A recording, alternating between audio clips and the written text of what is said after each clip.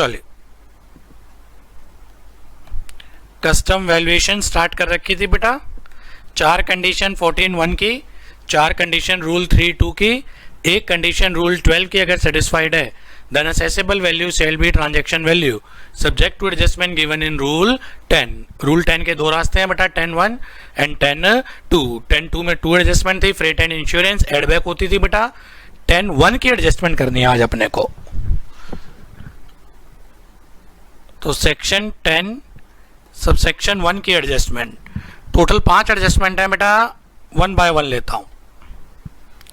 5 adjustment क्या, 5 section है, 10(1)A, 10(1)B, 10(1)C, 10(1)D, 10(1)E, 10(1)A। इसमें 2 एडजस्टमेंट है, पहले मैं फर्स्ट ले रहा हूं। रूल 10 है बेटा, रूल 10(1)A इसकी बेटा first adjustment.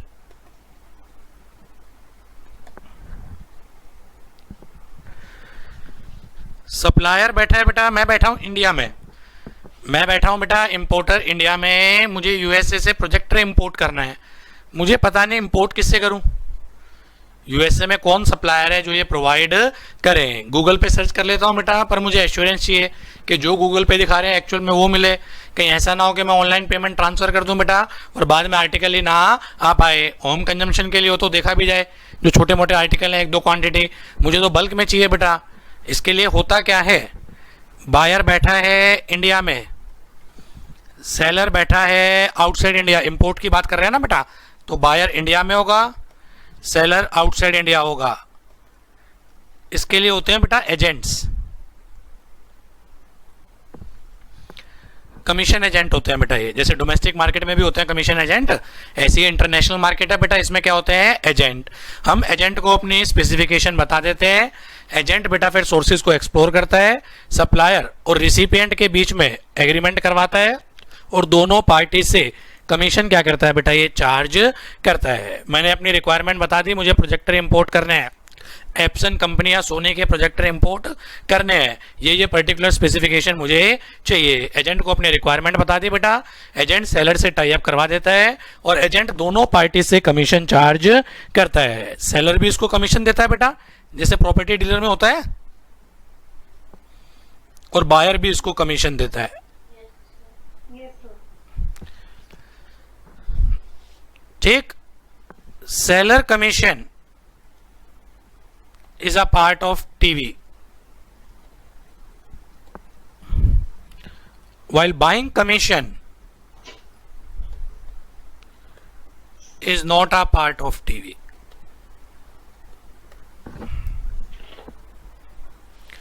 Selling commission is a part of TV, while buying commission is not a part of TV. कैसे मर्जी बोल दो, commission paid by seller is a part of TV, commission paid by buyer is not a part of TV. Agent बैठा है India में बैठा है या आउटसाइड इंडिया बैठा है, एजेंट की लोकेशन कहां पर है, सर कहीं भी हो सकती है, it may be in India, it may B outside India, बस ये समझाना चाह रहा हूं मैं।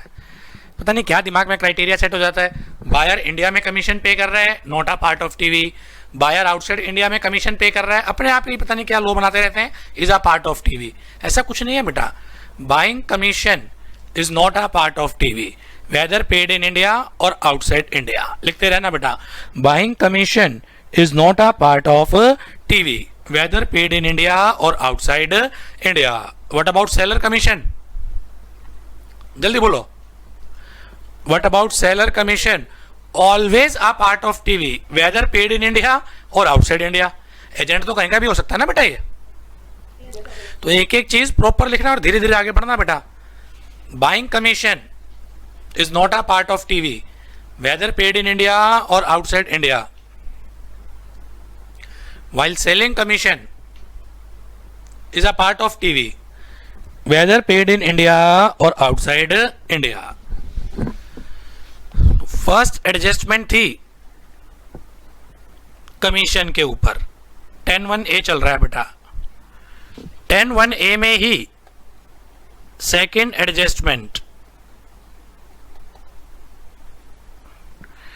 10(1)A में ही second adjustment packing material,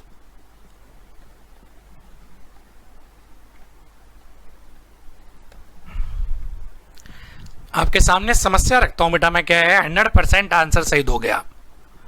buyer मान्यवर, जेंट्स वियर में है बेटा, वो बनाता है कोट पैंट और क्या बोलते हैं शेरवानी। बायर मान्यवर नाम सुना हुआ बेटा, विराट कोहली ब्रांड एम्बेसडर हैं बेटा इनके। सप्लायर बैठा है बेटा दुबई में। दुबई से क्या बनवाते हैं बेटा, ये शेरवानी बनवाते हैं। दुबई का सप्लायर इनको शेरवानी बना के क्या करता है बेटा, प्रोवाइड करता है। बायर कहता है जी शेरवानी आपकी वर्ल्ड क्लास है, डिजाइन आपके क्या है जी वर्ल्ड क्लास है, आपके मटेरियल में मुझे किसी टाइप का कोई प्रॉब्लम नहीं, बस दिक्कत एक है मुझे पैकिंग मटेरियल अपना चाहिए, क्योंकि मेरा इंडिया में बहुत बड़ा ब्रांड है, मैं आपके ब्रांड से नहीं बेचना चाहता।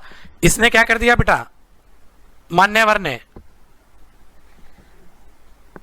पैकिंग मटेरियल दे दिया, इसने शेरवानी बना के दे दी बेटा,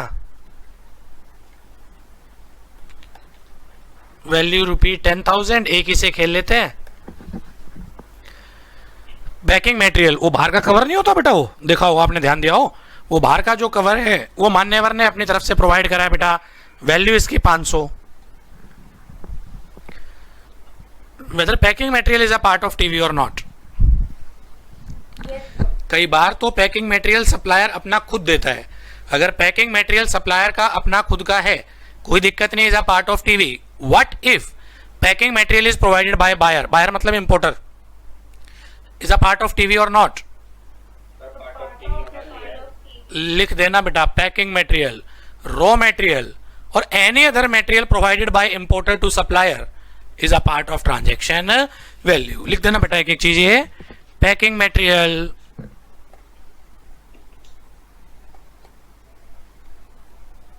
raw material, any other material provided by Importer to seller, supplier. Importer, To supplier. Supplier, seller, कुछ भी बोल दो। क्या लिखूं, is a part of TV या not a part of TV? Sir, part of the. Is a part of TV. 10(1)(a completely wind up, crux form में सीधा answer बोलो। Selling commission whether paid in India और outside India is a part of TV. Buying commission whether paid in India और outside India is not a part of TV. Packing material, raw material और any other type of material provided by importer to supplier is a part of TV. ये सब transaction value का बेटा part बनेगा। This is the whole crux of 10(1)(a। Any ifs and buts? No, sir. Shall I move on? Yes, sir.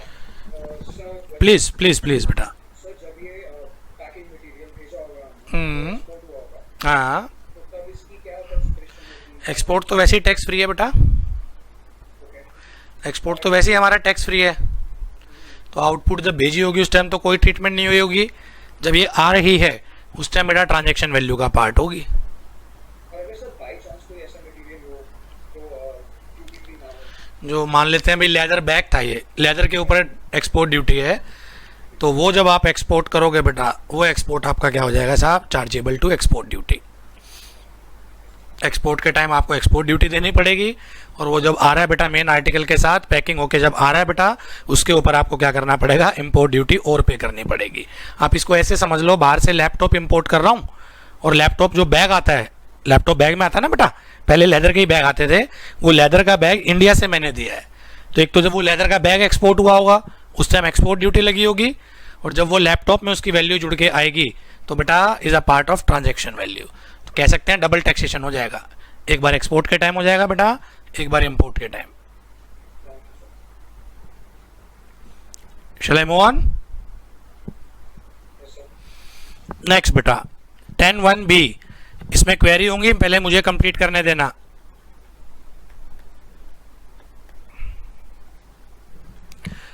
Value of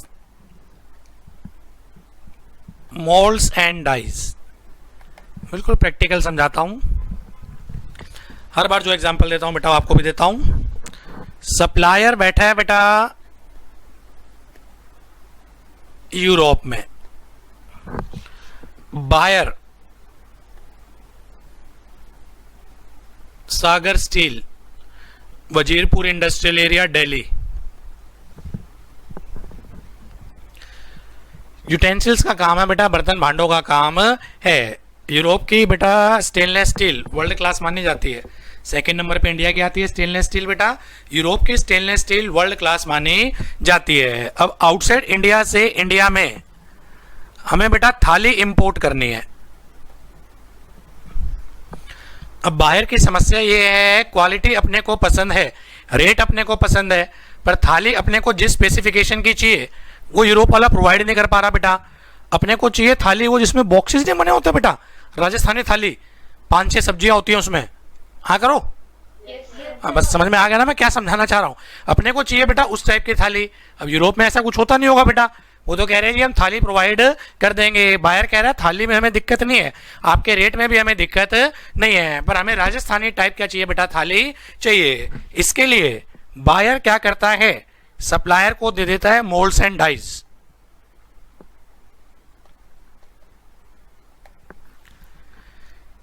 सामने वाले की quality में दिक्कत नहीं है, पर साइज एंड स्पेसिफिकेशन हमारे अकॉर्डिंग नहीं बैठ रहा।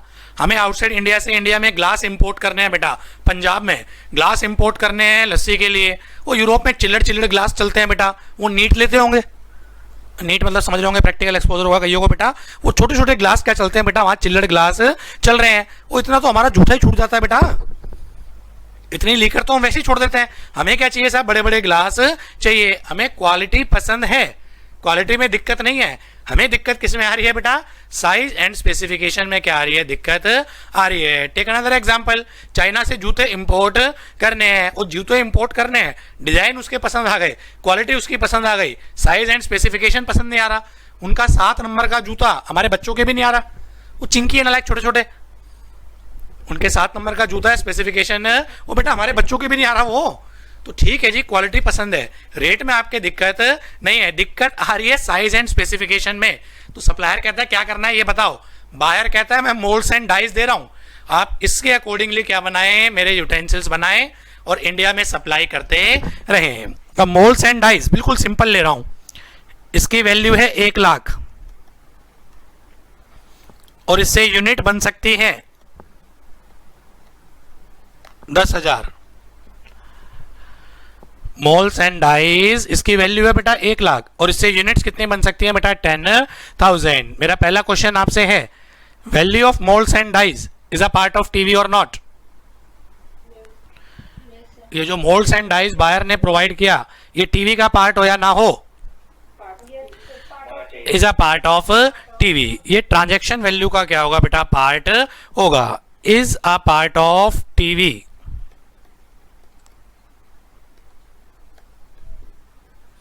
दो ऑप्शन है, दो ऑप्शन है और ऑप्शन एसएससी के पास है, पीओ के पास नहीं। ऑप्शन किसके पास है बेटा, एसएससी के पास है, पीओ के पास नहीं है। फर्स्ट ऑप्शन क्या बोलती है,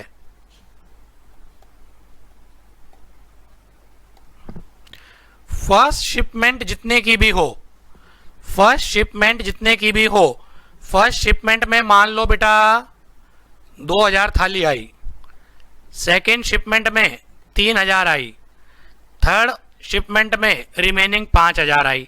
टोटल क्वांटिटी 10 थी ना बेटा, टोटल क्वांटिटी 10 थी, वो बनाता रहा और भेजता रहा। पहली कंसाइनमेंट उसने 2000 यूनिट की भेजी, दूसरी कंसाइनमेंट उसने 3000 यूनिट की भेजी, तीसरी कंसाइनमेंट बेटा उसने 5000 यूनिट की भेजी।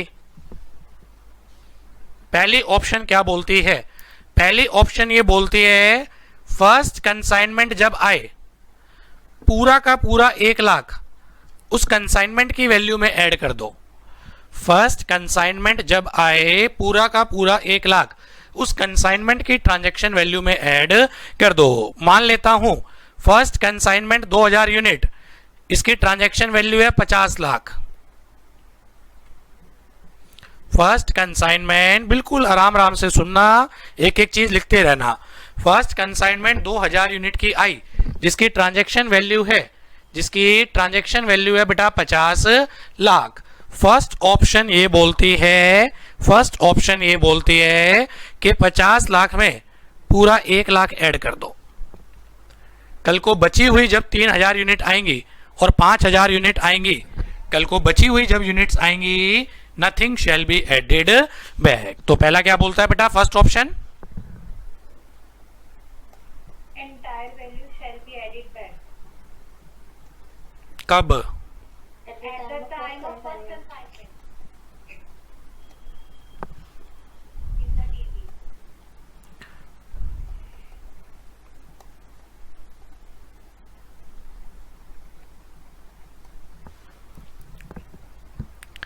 The entire value shall be added back at the time of first consignment.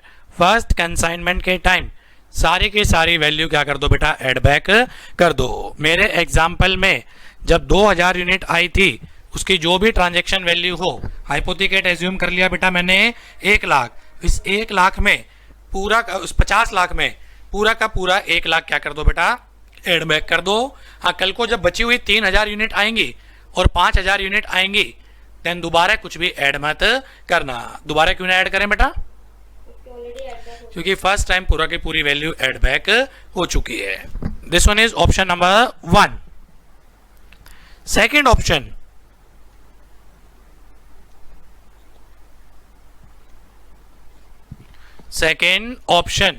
Second option ये बोलती है जितना जितना इंपोर्ट हो उतनी उतनी प्रपोर्शनेट वैल्यू ऐड बैक कर लो। जितना जितना इंपोर्ट हो उतना उतना प्रपोर्शनेट क्या करते रहो? ऐड करते रहो। जैसे फर्स्ट कंसाइनमेंट में कितना इंपोर्ट हुआ है बेटा?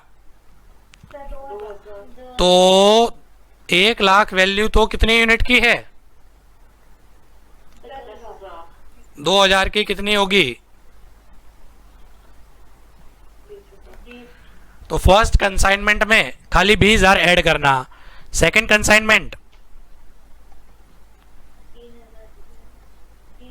कंसाइनमेंट कितने की आई है बेटा? 3000। तो 3000 की क्या वैल्यू होगी प्रपोर्शनेट? 1 लाख वैल्यू 10,000 की है, तो 3000 की बेटा कितने? 30,000। और थर्ड 5,000 आएगी।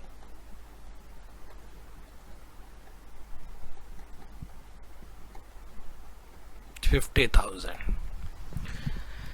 असेसी की इच्छा है या तो फर्स्ट कंसाइनमेंट के टाइम पूरा 1 लाख ऐड बैक कर दे, या सेकंड क्या बोलता है? प्रपोर्शनेट। सेकंड ऑप्शन बोलती है बेटा प्रपोर्शनेट। जितना जितना आए उतना उतना ऐड बैक करो। जितना जितना आए उतना उतना बेटा ऐड बैक करते रहें। अगर आप इंपोर्टर हो, ऑप्शन 1 लोगे या 2, जो पढ़े बैठे हो मेरे से शांत रहना। अगर आप इंपोर्टर हो, ऑप्शन 1 लोगे या 2? ऑप्शन इंपोर्टर के पास है। ऑप्शन 1 क्यों? सर आगे आना भाई माल मोल्डन डाइस कॉन्टैक्ट टूट गया।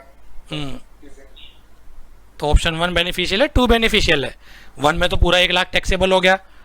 2 में अगर मान लो मंगाने खाली 2000 हैं, 3000 हैं, तो फिर तो खाली 2000 3000 मंगाए तो 20,000 ही तो एड बैक होगा। ऑप्शन 2 ज्यादा बेस्ट है। ऑप्शन 2 ज्यादा बेस्ट है। ओ भाई लाइफ 10,000 यूनिट है, जरूरी थोड़ी ना कि 10,000 ही बनाने हो। क्या पता बनाए मंगाने ही बेटा हमें 3000 हो 4000 हो, क्या पता मंगाने ही 3000 या 4000 हो। प्रैक्टिकली देखा जाए तो सेकंड ऑप्शन बेस्ट है, प्रपोर्शनेट हो रहा है। और एक चीज याद रखना, फाइनेंस जितना डेफर हो जाए, लायबिलिटी जितनी डेफर हो जाए उतनी बढ़िया है। फर्स्ट में तो सेपा ही खत्म हो रहा है, पहली कंसाइनमेंट में ही सारा क्या करवा लेते हैं? एड बैक करवा लेते हैं, बाद के लफड़े खत्म। सेकंड में तरसा के एड बैक हो रहा है। जितना जितना इंपोर्ट होगा उतना उतना क्या होगा बच्चे? ये एड बैक होगा।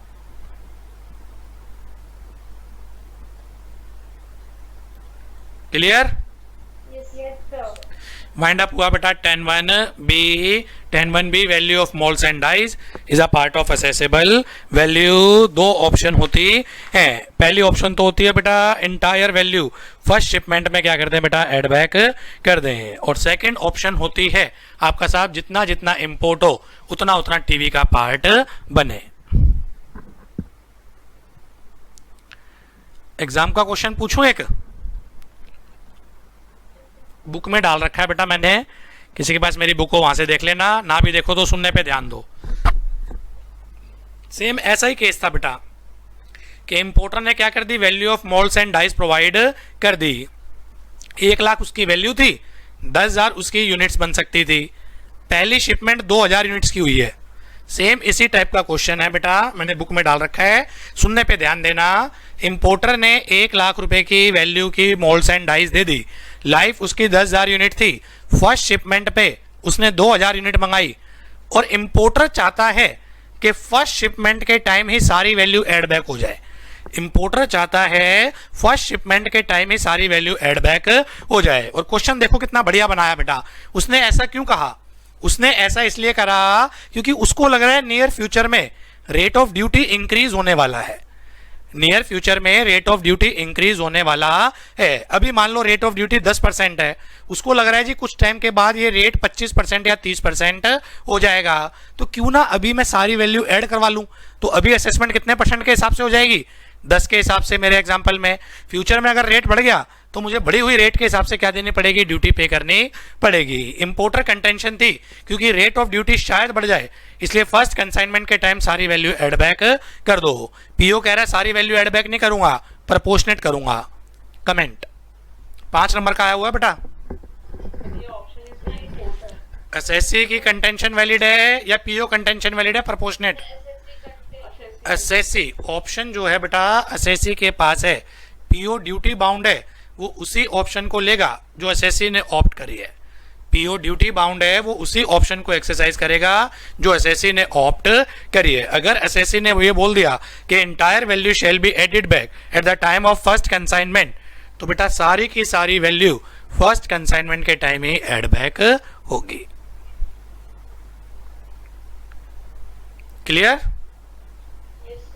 वाइंड अप हुआ बेटा 10(1)(b आपके ifs and buts.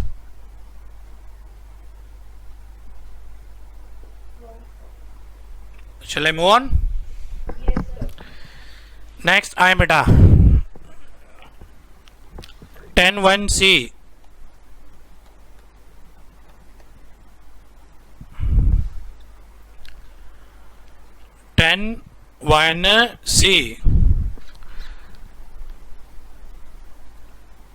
royalty is a part of TV subject to, अगर याद हो, डाटा इज 25.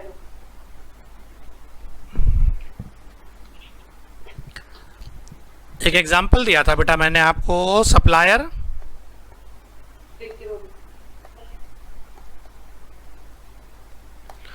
जेके रोलिंग, ये टीवी के बाद चल गया सब्जेक्ट को, data is quantifiable.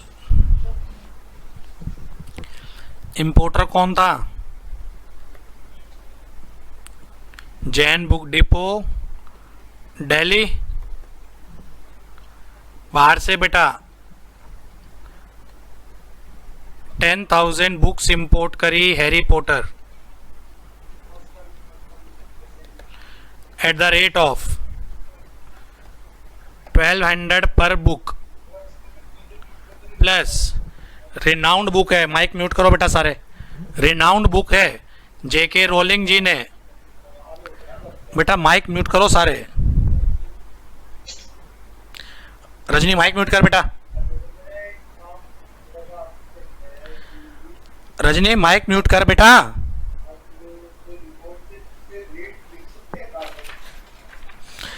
Rajni this is last and final warning बेटा, माइक म्यूट करो।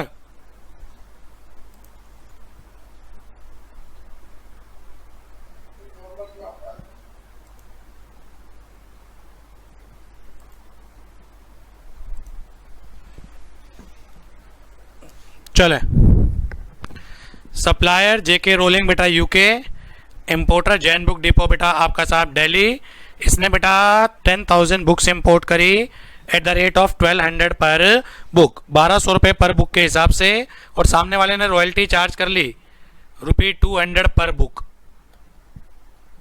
डाटा क्या है बेटा ये? क्वांटिफाइबल। तो लो क्या बोलता है, ट्रांजैक्शन वैल्यू क्या होगी? 1200 plus 200। Royalties a part of TV, कौन सी सेक्शन के कारण बेटा? 10(1)(c). और अगर ये डाटा क्वांटिफाइबल नहीं होता तो याद करो मैंने क्या बताया था, फिर तो ट्रांजैक्शन वैल्यू ही रिजेक्ट हो जाती ना बेटा, और वैल्यूएशन कहाँ पहुंच जाती? रूल 4 से रूल 9 सिक्वेंशियली। टीवी ही रिजेक्ट हो जाती, वैल्यूएशन पहुंच जाती बेटा रूल 4 से रूल 9 सिक्वेंशियली। क्लियर? चलें इसी में ही बेटा 10(1)(c) में any amount paid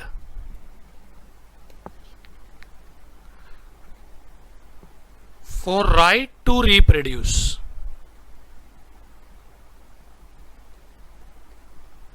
is not a part of TV। 10(1)(c) में ही चल रहा है बेटा।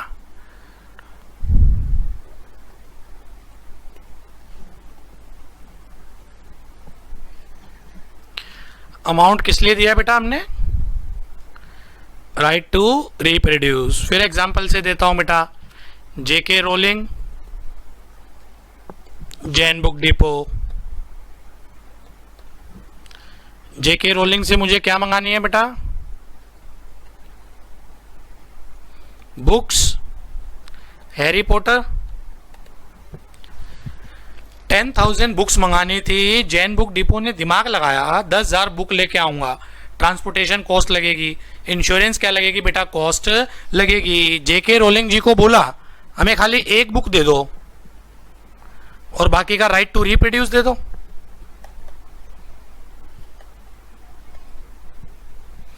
रिटर्न में एग्रीमेंट कर लो कि इंडिया में हम प्रिंटिंग प्रेस हमारी है जैन बुक डिपो की बेटा, हम क्या कर लेंगे, अपने आप बुक छाप लेंगे, जैसे वीडियो ऑडियो कैसेट्स में होता है बेटा। कोई सिंगर बताओ बेटा बाहर का, बाहर का कोई भी सिंगर बताओ बेटा। एनरिके की स्पेलिंग नहीं पता बेटा? अब XYZ सिंगर, चुप रहा लायक हो जो भी है। अरे भाई स्पेलिंग में तो पता होनी चाहिए। चलो शकीरा वकीरा जो भी है, हमारे ज़माने में तो पता नहीं है या नहीं है। अरे शकीरा है, मैडोना है, पता नहीं है या नहीं, हमारे ज़माने में तो उस पर बहस नहीं। अब ये बेटा टी सीरीज, अरे जो भी है भाई मान लिया, अब आ जाओ मुद्दे पे। अब सिंगर से हमें बेटा या तो 10,000 CD मंगा लो, या उसको बोल भाई तू एक CD दे देना हमें और बाकी का राइट टू रिप्रोड्यूस दे दे, अपने आप कॉपी कर लेंगे।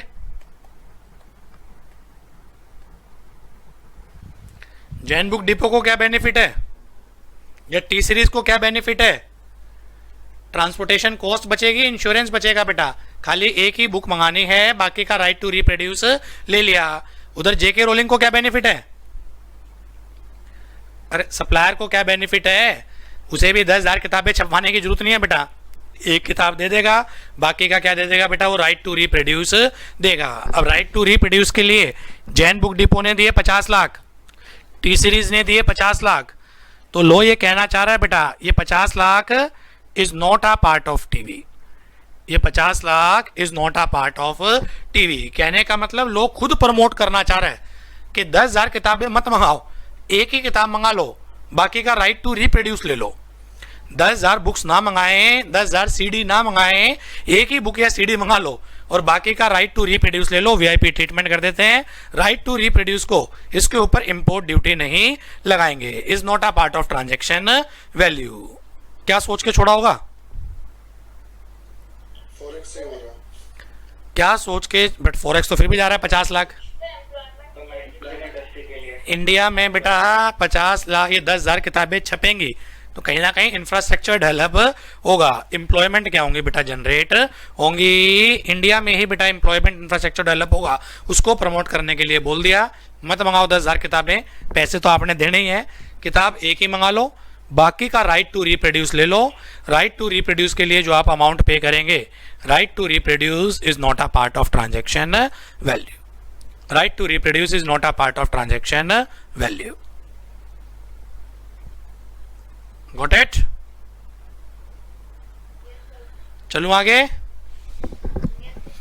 एक बड़ा इंटरेस्टिंग केस हुआ, 10(1)(c) ही चल रहा है बेटा आपका, State Bank of India.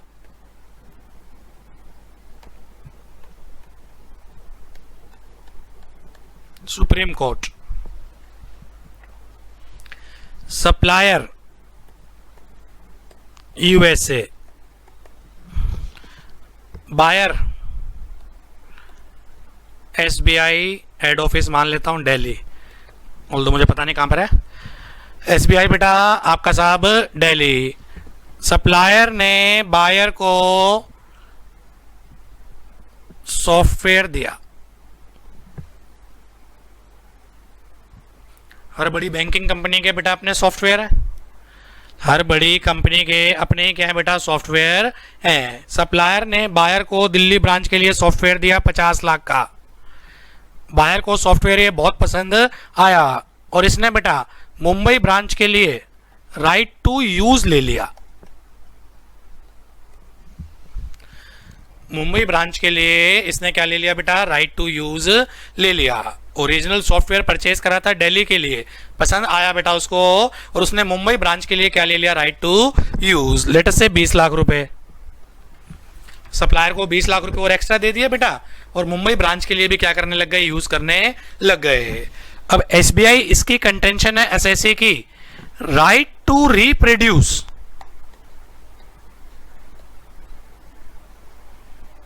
Include right to use also. Importer contention है रीप्रोड्यूस में राइट टू यूज भी आएगा। अकॉर्डिंगली 20 लाख के ऊपर कोई इंपोर्ट ड्यूटी नहीं लगनी चाहिए। वाइल प्रॉपर ऑफिसर कह रहा है ये कैसी इंटरप्रिटेशन है, राइट टू रीप्रोड्यूस अलग चीज है। इंडिया में कुछ रीप्रोड्यूस हो रहा है, एसबीआई आप कुछ रीप्रोड्यूस थोड़ी ना कर रहे हो, आपने तो राइट टू यूज दिया है। सुप्रीम कोर्ट तक ये बेटा समस्या पहुंची, right to reproduce include right to use और नॉट। अगर आंसर पॉजिटिव हुआ, right to reproduce include right to use, तो क्या आंसर होगा, not a part of TV. और right to reproduce does not include right to use, क्या answer होगा, it is a part of TV. पढ़े लिखे बच्चे बैठे हैं बेटा, सीधा इंग्लिश से ही कंपेयर कर दो। पीओ कंटेंशन वैलिड या SSC contention valid? Supreme court ने ये समझाया था स्टेट बैंक ऑफ इंडिया को कि नालायक हो, राइट टू रीप्रोड्यूस में राइट टू यूज कहां जाएगा। रीप्रोड्यूस का मतलब है इंडिया में क्या हुआ, कुछ प्रोडक्शन होगी, आप तो कुछ कर ही नहीं रहे, इंडिया में उसको क्या कर रहे हैं आप, यूज कर रहे हैं। तो लिख लेना, right to reproduce does not include right to use, meaning thereby any amount paid for right to use is a part of TV. Any amount paid for right to use is a part of TV। ठीक है, समझ आया नहीं आया? Case का नाम state Bank of India, Supreme court. तो crux क्या निकल के आ रहा है, 10(1)(c) का क्रक्स बताओ जल्दी जल्दी। रॉयल्टी, आगे बोलो, royalty is a part of TV subject to quantifiable. Right to reproduce not a part of TV, right to use is a part of TV। तो अगर 10(1)(c) का क्रक्स लिखें,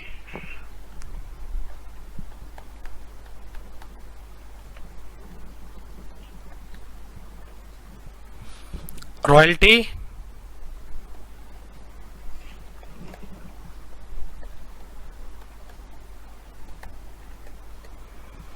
राइट टू रिप्रोड्यूस, या पहले right to use ले लो, is a right to reproduce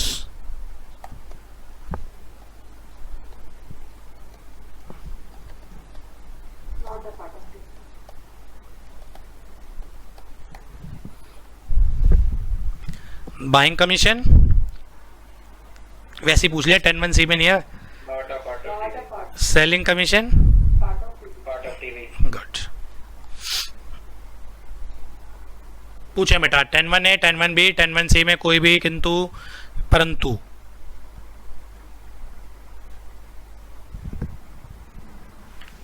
Shall I move on? चले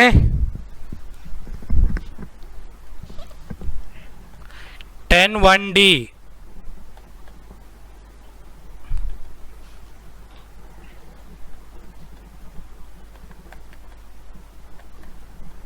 high seas cell.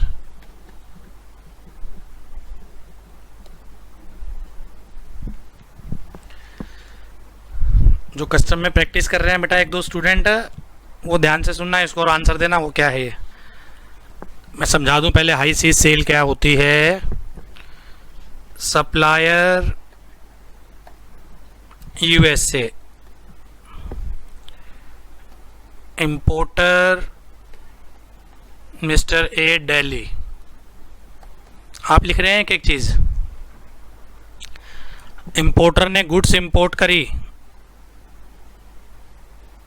50 lakh की। इंपोर्टर ने गुड्स इंपोर्ट करी बेटा 50 लाख की। आर्टिकल अभी हो सकता है रास्ते में ही हो, आर्टिकल हो सकता है पोर्ट पे पड़ा हो, आर्टिकल हो सकता है कस्टम वेयर हाउस में हो।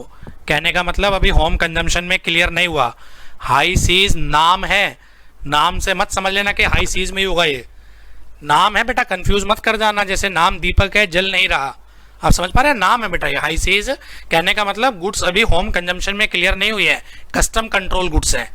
It may be in high seas बेटा, it may be in port, it may be in custom warehouse. Importer ने गुड्स अभी रिलीज नहीं करी, उससे पहले उसे बायर मिल गया। इंपोर्टर ने गुड्स रिलीज नहीं करी, उससे पहले उसे क्या मिल गया बेटा, बायर मिल गया। और इंपोर्टर ने बेच दिए मिस्टर बी को। 50 में बेचेगा, कम में बेचेगा, ज्यादा में बेचेगा? ऑब्वियस सी बात है, बिजनेस कर रहा है, उसने बेच दी 52 में। Bill of entry for home consumption कौन फाइल करेगा? बायर भी मान लो दिल्ली का ही है। Bill of entry for home consumption कौन फाइल करेगा? Mister B. भाई B steps in the shoe of A. A तो पिक्चर से ही बाहर हो गया ना, उसने तो डॉक्यूमेंट ऑफ टाइटल जो बिल ऑफ लेडिंग आया होगा या जो भी थे वो सारे ट्रांसफर कर दिए बेटा बी के फेवर में। बी को क्या कर दिया, माल बेच दिया, 52 लाख रुपए लिए, और वो तो क्या हुआ बेटा पिक्चर से बाहर। पिक्चर में आ गया मिस्टर बी। मिस्टर बी क्या करेगा बेटा, बिल ऑफ एंट्री फाइल करेगा, होम कंजम्पशन में ले जा रहा है लेटर से। अंडर सेक्शन 46 वैल्यू क्या हो, वैल्यू क्या हो, 50 लाख या 52 लाख। जो हाई सीज में डील कर रहे हैं बेटा, लास्ट क्लास में 2 बच्चे थे जिनसे बात हो रही थी, मेरी नाम भूल गया मैं। हाई सीज में जो डील कर रहे हैं बेटा, 50 लाख के ऊपर इंपोर्ट ड्यूटी लगे या 52 लाख के ऊपर इंपोर्ट ड्यूटी लगे, कितने के ऊपर इंपोर्ट ड्यूटी चार्ज हो, ये जो ए ने बी को बेचा है इसको बोलते हैं हाई सीज सेल। मैं फिर रिपीट करूं, कुछ कंफ्यूज मत हो जाना कि हाई सीज पे ही माल होगा। बेटा गुड्स हो सकती है अभी सप्लायर की कंट्री से ना चली हो, इनवाइस आ गया मेरे पास, बिल ऑफ लेडिंग आ गया मेरे पास, प्रूफ आ गया मेरे पास, और मैंने डॉक्यूमेंट और टाइटल ट्रांसफर कर दिया बी को। हो सकता है हाई सीज में पड़ी हो सकता है पोर्ट पे हो सकता है कस्टम वेयर हाउस में हो। इशू ये है ट्रांजेक्शन वैल्यू क्या मानी जाए, 52 लाख होने चाहिए, 52 होनी चाहिए या 50? पहले तो ये बताओ इंपोर्टर कौन माना जाएगा? Mr. B shall be treated as importer and transaction value 52 lakh. Transaction value 52 lakh.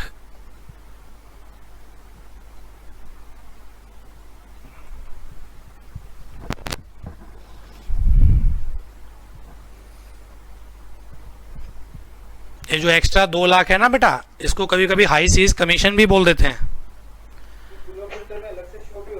हाँ बिल्कुल होता है। जो एक्स्ट्रा है ना बेटा ये 2 लाख, इसको हाई सीज कमीशन भी बोल देते हैं, कैनलाइजिंग कमीशन भी बोल देते हैं, कुछ भी बोल देते हैं बेटा, पर याद ये रखना है कि ट्रांजैक्शन वैल्यू 52 लाख मानी जाएगी। ठीक है, ये लिखा हुआ है बेटा 10(1)(d) में। पूछूं? देखूं जरा क्या आंसर देते हैं। एक एग्जांपल, सप्लायर यूएसए, इंपोर्टर ए दिल्ली, इसका बेटा वैल्यू थी 500 लाख। आर्टिकल अभी बेटा पोर्ट पे पड़ा हुआ है, वेयर हाउस में पड़ा हुआ है, हाई सीज पे है, और ए ने ये आर्टिकल मिस्टर बी को बेच दिया 550 लाख का।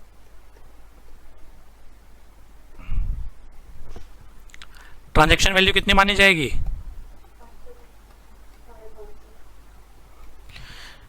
बी के एंगल से पढ़ रहे हैं बेटा हम, बी के एंगल से ट्रांजैक्शन वैल्यू कितनी मानी जाएगी? 550 लाख। उसके ऊपर वो क्या दे देगा?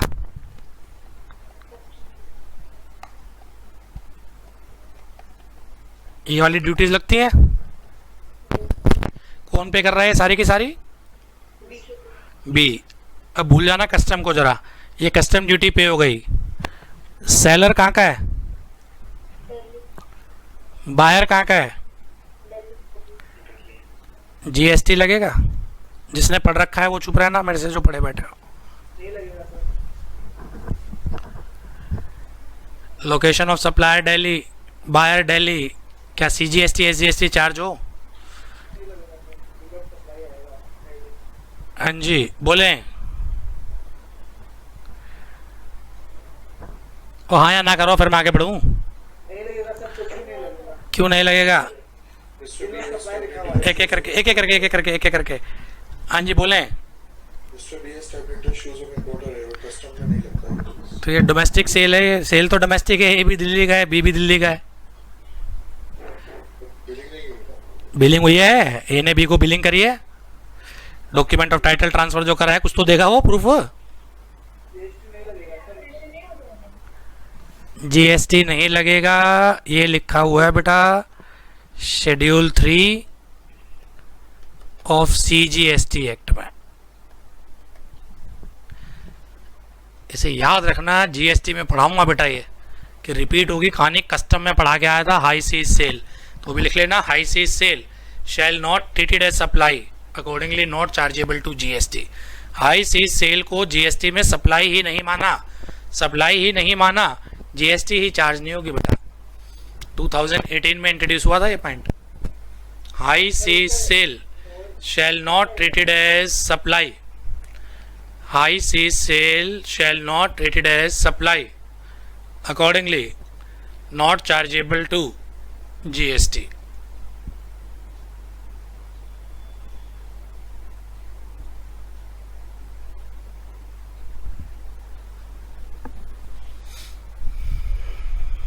ठीक है, तो जीएसटी वाला पोर्शन तो मैं जीएसटी में दोबारा रिपीट कर दूंगा। फिलहाल कस्टम में याद रखना बेटा, हाई सीज सेल में जो लास्ट इंपोर्टर है चेन में, हो सकता है बी ने सी को बेच दिया हो, सी ने डी को बेच दिया हो, जो भी गुड्स क्लियर करवाने आएगा वो इंपोर्टर माना जाएगा, और जो भी उसका प्राइस होगा whatever be the price बेटा, such price shall be the transaction value. ये करेक्ट है अपना 10(1)D का। Any ifs and buts? Shall I move on? Next beta 10(1)E, 10(1)E, just hold on beta। चलो 10(1)E,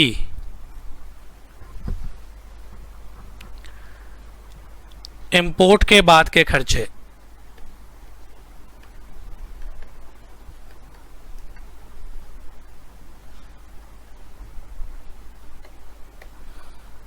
क्या होने चाहिए? Post importation charges is a part of TV या not a part of TV?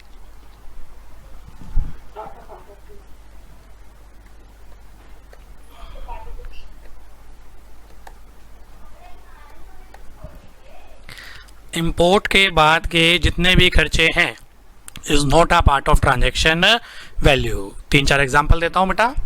Import के बाद के जितने भी खर्चे हैं is not a part of transaction value। Supplier USA, importer भेल Bharat heavy electrical limited, outside India से इंडिया में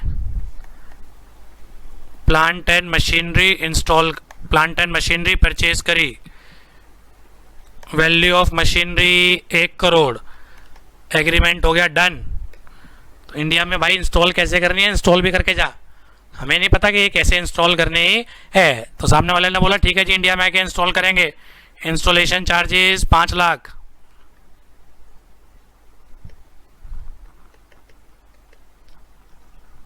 टोटल 105 लाख। सप्लायर ने एग्रीमेंट कराया बेटा बायर के साथ, इंपोर्टर इंडिया का है, 1 करोड़ की मशीन देंगे, इंडिया में आके इसको इंस्टॉल करेंगे, इंस्टॉलेशन चार्जेस होंगे बेटा हमारे 5 लाख। बायर ने भी डन कर दिया बेटा। ये 5 लाख टीवी का पार्ट हो या ना हो, 5 लाख टीवी का पार्ट हो या ना हो, एग्रीमेंट पहले कर लिया क्यों? पोस्ट इंपोर्टेशन एक्टिविटी, ये क्या है बेटा आपकी पोस्ट इंपोर्टेशन एक्टिविटी।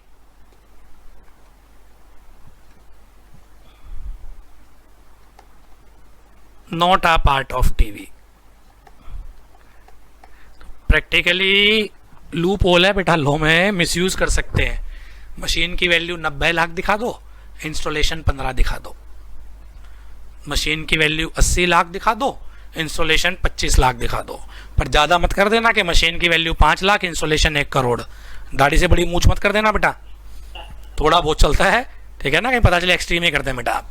और वैसे भी जो चोरी करते हैं इंडिविजुअल लेवल पे चोरी होती है बेटा, एक लेवल पे जाने के बाद सब कुछ वाइट में हो जाता है, ठीक है।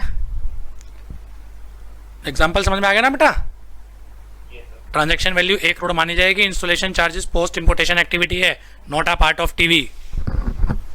चलो example 2, supplier Korea Kim Jong, recipient Delhi metro, outside India से इंडिया में मेट्रो कोच इंपोर्ट किया, पहले वाला जिसमें ड्राइवर होता है, 3 करोड़ का। वो इंपोर्ट तो कर लिया भाई, इंडिया में आके चलाना तो सिखा। हमने तो इंडियन रेलवे चला रखी है अंग्रेजों के टाइम वाली बेटा, हमें मेट्रो चलानी नहीं आती। इसकी प्रॉपर ट्रेनिंग होती है, कहाँ पर रोकनी है, कब दरवाजे खुलने हैं, कब दरवाजे बंद होने हैं। बिना ट्रेनिंग के हमारे बेटा ड्राइवर अगर बैठ गए, जब मेट्रो चल रही होगी दरवाजे खुले रहेंगे, जैसे स्टेशन पे आएगी बंद हो जाएंगे बेटा। हमें नहीं पता कि मेट्रो कैसे चलानी है। इंडिया में आओ ट्रेनिंग दो, ट्रेनिंग टू एम्प्लॉय। तो सप्लायर कह रहा है ऐसे फ्री में ट्रेनिंग नहीं देंगे, ट्रेनिंग टू एम्प्लॉय, इसके चार्जेस होंगे बेटा 20 lakh. Indian company says done. और बाहर से जितनी भी ये बेटा सोलर पैनल आते हैं इंडिया में आके क्या कर रहे हैं बेटा, इनको मशीनों को इंस्टॉल करते हैं। और मशीन तो ले आए, चलाने तो दिखाओ। हमें तो समझ में नहीं आ रहा मशीन का ऑन का बटन कहाँ पर है, ऑफ का बटन कहाँ पर है, कैसे इस मशीनरी को ऑपरेट करना है, कैसे इसे यूज़ करना है। जैसे लेमैन अपने आप को ले लो बेटा, फोटोस्टेट मशीन अगर हम परचेज कर लें, हमें फोटोस्टेट मशीन नहीं चलानी आएगी। तो हमें तो प्रॉपर क्या चाहिए जी, उसकी ट्रेनिंग चाहिए। तो सामने वाला कह रहा है ठीक है ट्रेनिंग दे देंगे, उसके चार्जेस कितने हैं 20 लाख। इस 20 लाख का क्या हो, is a part of TV और नॉट? जल्दी बोलो, is not a part of TV. क्यों? Post importation activity.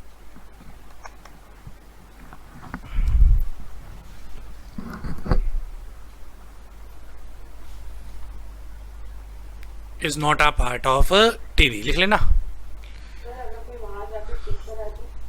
सीख लो फिर, इसमें दिक्कत क्या है?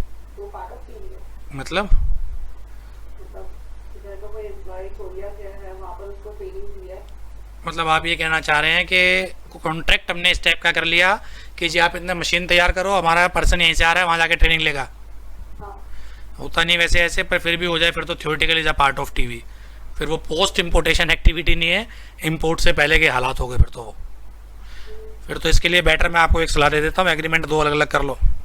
गुड्स का एग्रीमेंट अलग कर लो, सर्विस का एग्रीमेंट अलग कर लो। सर्विस का एग्रीमेंट अलग करते ही वैसे ही जीएसटी के दायरे से बाहर हो जाओगे, ठीक है ना। चलो आगे, एग्जाम्पल 3 बहुत बढ़िया एग्जाम्पल आया बेटा, सर एक क्वेश्चन है बोलें। सर, पहले आपने एक एग्जांपल में लिया था, सॉफ्टवेयर लिया था SBI। तो सॉफ्टवेयर वैसे जनरली एक सर्विस माना जाएगा कि एक प्रोडक्ट माना जाएगा? सॉफ्टवेयर डिपेंड करता है ना बेटा, सॉफ्टवेयर वाया इंटरनेट है, सर्विस है। सॉफ्टवेयर किसी पेन ड्राइव में आ रहा है, हार्ड डिस्क में आ रहा है, सीडी में आ रहा है, जैसे क्विक के आते हैं तो गुड्स है, कस्टमाइज सॉफ्टवेयर है, सर्विस है, डिपेंड करता है बेटा। तो जीएसटी में पढ़ाऊंगा मैं, जब सब शेड्यूल लेते हैं ना, शेड्यूल 2 कि सॉफ्टवेयर इज ए गुड्स और सर्विस, तो डिपेंड कि सॉफ्टवेयर गुड्स है या सर्विस है। टैली ऑनलाइन ले लिया बेटा, सर्विस है। टैली सीडी में मंगा के इंस्टॉल करके अपना इंस्टॉल करा बेटा, then in that case software क्या हो जाता है, गुड्स माना जाता है। तो डिपेंड। चलो आगे बोलो, चलें जी, क्वेश्चन सुने एग्जाम का क्वेश्चन। पक्का नालायक फंसे होंगे, और आप भी अगर बचे तो इसलिए बचेंगे कि लोहा गर्म है, अभी ताज़ा ताज़ा पढ़ाया है, नहीं तो नालायक फंसते तो आप भी। सप्लायर जर्मनी का किस लिए पॉपुलर है जर्मनी? मशीन्स, टेक्नोलॉजी, कार, सब जर्मनी बेटा। इंडिया में बैठा है कोई भी बेटा, इंडिया में बैठे हैं एक्स इंटरप्राइज, क्या बनाता है नालायक ये, एक्स लिमिटेड मैन्युफैक्चरर। ये जो रजिस्टर बनाते हैं बेटा, इसके लिए जो मशीनें यूज होती हैं, जो बुक छापते हैं, ऑफसेट मशीन, प्रिंटर है, प्रिंटिंग प्रेस। आउटसाइड इंडिया से इंडिया में बड़ी प्रिंटिंग प्रेस, छोटी मोटी नहीं बेटा, जो बड़ी बड़ी प्रिंटिंग प्रेस होती है, ये प्रिंटिंग प्रेस इंपोर्ट करनी है। ये सब सेकेंड हैंड आती है बेटा, फ्रेश कोई नहीं खरीदता, ये सब सेकेंड हैंड आती है बेटा जर्मनी से, और रेट 1/10 का फर्क आ जाता है।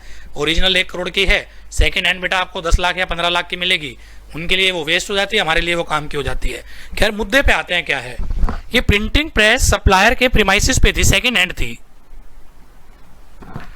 सप्लायर ने बोला जी मुझे तो ये डिसमेंटल करनी पड़ेगी, अनइंस्टॉल, ये तो प्रॉपर जमीन में गाड़ रखी है, प्रॉपर इसकी फिटिंग कर रखी है। उसने बोला अनइंस्टॉल एक्सपेंस,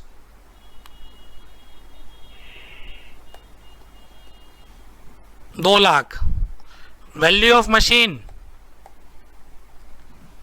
25 लाख लेटर से, और फिर बायर कह रहे हैं जी इंडिया में भी इसको इंस्टॉल करो। इंडिया में इंस्टॉलेशन चार्जेस 3 लाख, टोटल उसने बिल बना दिया 30 लाख। क्या क्या है 30 लाख का ब्रेकअप देना, 30 लाख का ब्रेकअप, 2 लाख तो उसके अपनी होम कंट्री में लगेंगे अनइंस्टॉल करने के, 25 लाख की एक्चुअल में वैल्यू ऑफ मशीनरी है, और 3 लाख रुपए जब इंडिया में आके हम इंस्टॉल करेंगे 3 लाख रुपए उसके लगेंगे। ट्रांजैक्शन वैल्यू कितनी हो? 27, 25, 30, एक आंसर आया था 22 लाख, कितनी हो? आंसर इज, ये दोनों टीवी का पार्ट है, is a part of TV. Installation not a part of TV. ये लोहा गर्म है इसलिए आंसर आ गया बेटा ये, नहीं तो बस इंस्टॉलेशन इंक्लूड अनइंस्टॉलेशन समझ जाते हैं हम। हमें मतलब है खाली इंस्टॉलेशन से मिलते जुलते जो भी वर्ड आ जाए, हमने कुछ नहीं देखना, हमें देखना है कि is not a part of TV. Examiner एक कदम आगे चल रहा होता है नालायक, वो सप्लायर की कंट्री से स्टार्ट हो गया कि सप्लायर की कंट्री में कुछ अनइंस्टॉलेशन के क्या हो गए, खर्चे हो गए, सब कुछ जोड़ दो। इंडियन पोर्ट तक के याद आ रहा है ना बेटा, सारे खर्चे एड बैक करने थे, सप्लायर प्रीमाइसिस से लेके सप्लायर पोर्ट से लेके Indian port, A to Z सारे खर्चे is a part of transaction value. Post importation charges लिखवाया था ना, वो तो डायग्राम बना के, याद आ रहा है? Post importation charges is not a part of transaction value. Clear? This is the whole crux of rule 10 adjustment in totality. सारी की सारी एडजस्टमेंट बेटा अपने कंप्लीटली वाइंड अप हो गई। कोई भी इफ्स एंड बट्स है तेजी से पूछ लें, कोई भी क्वेरी। चलो आगे, 1-2 एग्जाम के क्वेश्चन करा देता हूं बेटा, लिखो।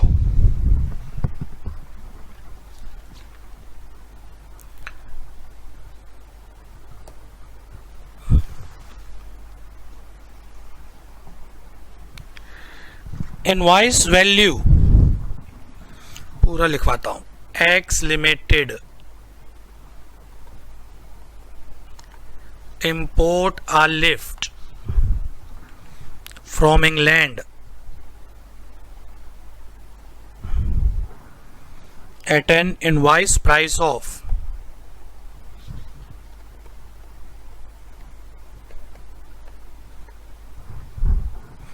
₹20 lakh.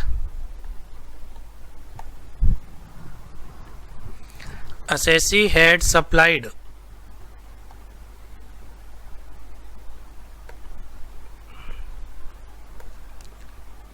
raw material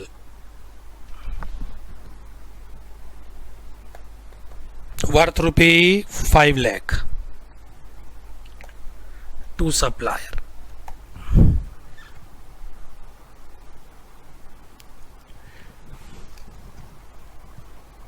नेक्स्ट इसके बाद बेटा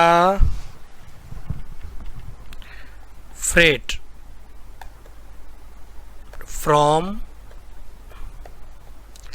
supplier port to Indian port 96,000. Besides above, importer incurred rupee 20,000 for light trace charge, rupee 5,000 for barge charge, and rupee 7,000 for ship demurrage.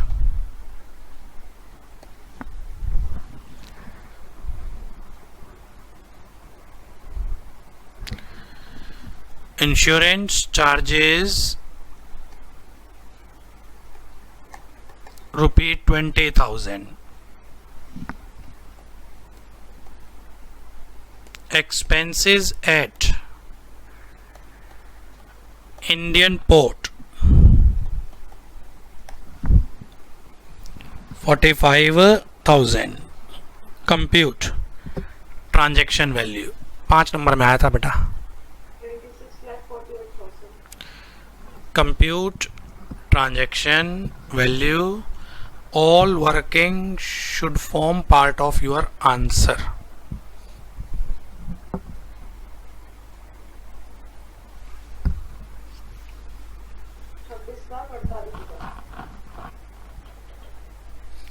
एक आंसर आ गया 26,48,000 और बोली लगाओ.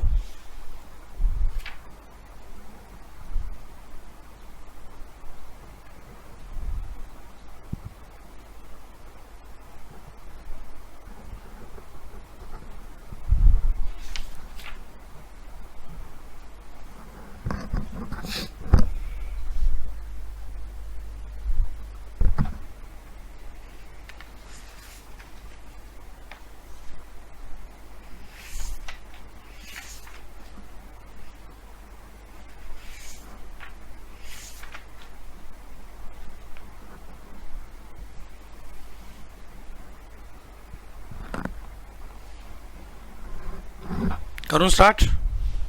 Yes sir. इनवॉइस प्राइस बताओ. 20 lakh. SSC ने बेटा रॉ मटेरियल दिया है, इंपोर्टर ने, क्या होगा?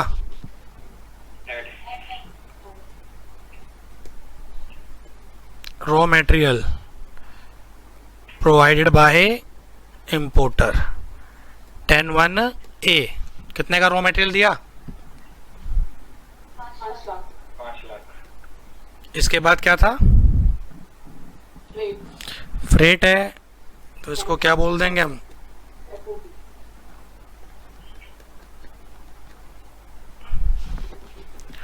इसके बाद freight.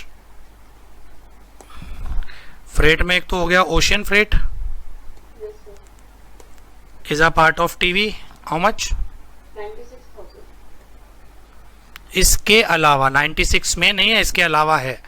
Light rays charge 20,000 barge charge 5,000 और शिपिंग 7,000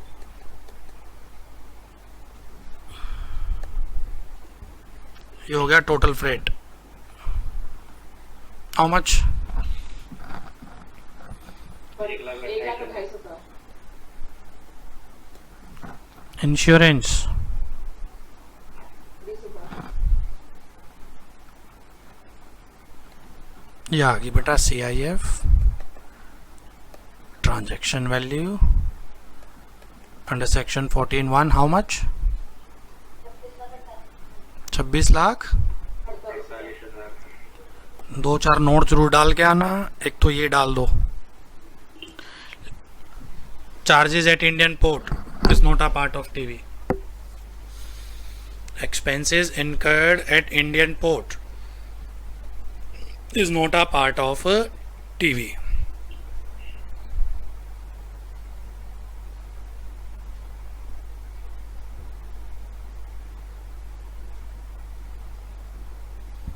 ठीक है, और क्या होता है? एक दो और किसी में डाल के आ जाना। Light rate charge, bar charge, ship deemed is a part of freight and freight is a part of TV. 2-3 note जरूर डाल के आ जाना। किसी में भी 2-3 नोट जरूर डाल के आना बेटा। चलूँ मैं आगे? तो हमने पढ़ ली 4 condition section 14(1), 4 condition rule 3(2), 1 condition rule 12। नो की नो कंडीशन अगर सेटिस्फाइड है, assessable value shall be transaction value subject to adjustment given in rule 10। Rule 10 की सारी एडजस्टमेंट पढ़ा दी मैंने, 10(1) और 10(2). अगर कोई भी कंडीशन मिस हो गई या सारी कंडीशन मिस हो गई तो वैल्यूएशन कहाँ चली जाती है बेटा? Rule 4 to 9 sequentially. अब 4 से लेके 9 स्टार्ट कर रहा हूँ। करो स्टार्ट। रूल 4 पे आ रहे हैं। ये कब लगा होगा? जब कोई कंडीशन सेटिस्फाइड नहीं हो पाई होगी। रूल 4 में assessable value is equal to transaction value of identical goods. ये आंसर है, पहले आंसर लिख लो फिर इफ्स एंड बट्स लगाता हूं। रूल 4 आधे घंटे तक मुझे बोलने देना, आप सुनते रहना बस। Assessable value is equal to transaction value of identical goods. USA से इंडिया में मैंने प्रोजेक्टर इंपोर्ट करा 1 लाख का। पीओ सेटिस्फाइड नहीं हो पाया, उसने मेरी टीवी रिजेक्ट कर दी। पीओ सेटिस्फाइड नहीं हो पाया, उसने मेरी टीवी क्या कर दी बेटा? रिजेक्ट कर दी। वैल्यूएशन कहाँ पहुंच जाएगी बेटा? रूल 4। रूल 4 ये बोलता है आइडेंटिकल गुड्स ढूंढे। आइडेंटिकल गुड्स मिल गया, सेम प्रोजेक्टर मिल गया। वो जिस प्राइस पे आया है, वो जिस प्राइस पे आया है, वैल्यूएशन किसकी चल रही है? एक्स की। इंपोर्टर कौन है बेटा? एक्स। ये दूसरा प्रोजेक्टर किसने मंगाया है? ये दूसरा प्रोजेक्टर किसने मंगाया है? वाई ने। तो वैल्यूएशन वाई की नहीं चल रही। वाई ने जिस वैल्यू पे मंगाया था वो एक्स की वैल्यू मान ली जाएगी। तो एक्स की एसेसेबल वैल्यू 1 लाख रिजेक्ट हो जाएगी। रूल 4 लग जाएगा कि आइडेंटिकल आर्टिकल इंडिया में किस प्राइस पे आते हैं। आइडेंटिकल आर्टिकल इंडिया में आते हैं बेटा 1,25,000 पे। तो एक्स की एसेसेबल वैल्यू कितनी मान ली जाएगी बेटा? एक्स की एसेसेबल वैल्यू 1,25,000। एक्स की एसेसेबल वैल्यू हो जाएगी बेटा आपकी 1,25,000। 2 वर्ड होते हैं बेटा, एक होता है आइडेंटिकल बेटा गुड्स, एक होता है सिमिलर गुड्स। क्या डिफरेंस है दोनों में? जो पढ़े बैठा हो बेटा शांत रहना। आइडेंटिकल और सिमिलर में डिफरेंस क्या है? माइनर वेरिएशंस होते हैं सिमिलर गुड्स में। जैसे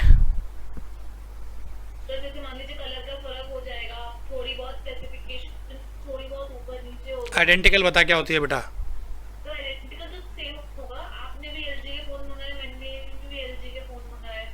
तो ये आइडेंटिकल है, हाँ जी सिमिलर। तो सिमिलर हो जाएगा। सपोज एलजी, आपने एलजी का मंगाया, मैंने आईफोन का, बस just just an example, value right करें।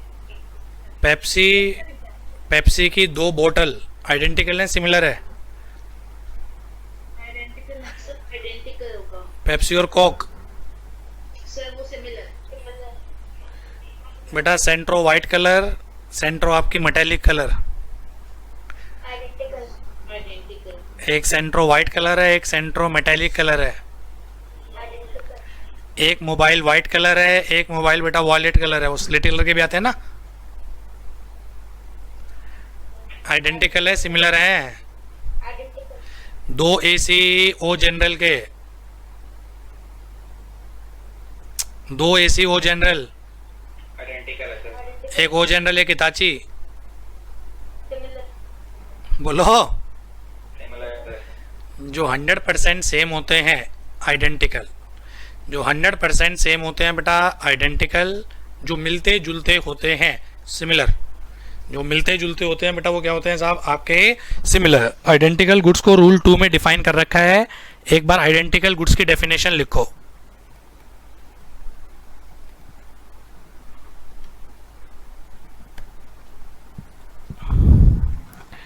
Identical goods means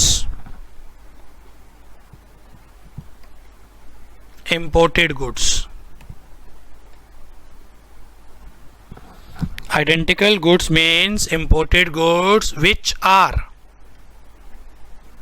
सेंटेंस तोड़ देता हूं, which are same. किसके सेम? किसके same? as the goods being value, जिसकी वैल्यूएशन चल रही है उससे same in all respect.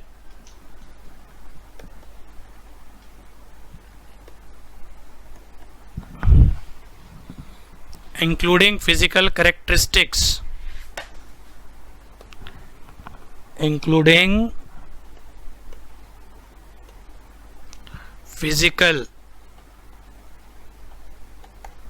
characteristics, quality and reputation, except for minor differences. थोड़े बहुत चेंजेस अलाउड है।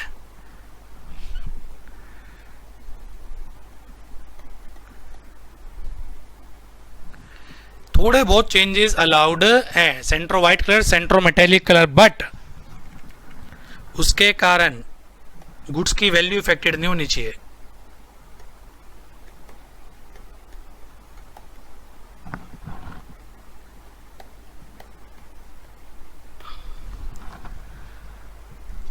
Honda City, Honda City with roof बेटा है तो दोनों ही होंडा सिटी, पर जो रूफ वाली होती है बेटा आपकी क्या बोलते हैं उसको, ग्लास रूफ, वो 1 से 1.5 लाख रुपए की क्या आ जाती है बेटा, वेरिएशन आ जाती है। सन रूफ एग्जैक्टली 1 से 1.5 लाख रुपए की बेटा वेरिएशन आ जाती है। तो आइडेंटिकल नहीं हो सकती बेटा।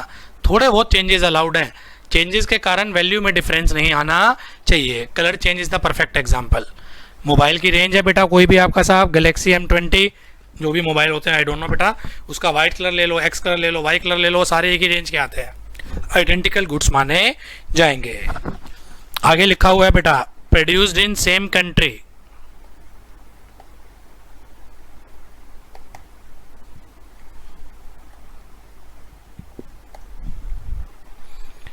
प्रोड्यूस्ड इन सेम कंट्री, कौन से कंट्री बेटा, इन विच, हम अपने एग्जांपल में USA, in which the goods being valued are produced. Supplier may be same,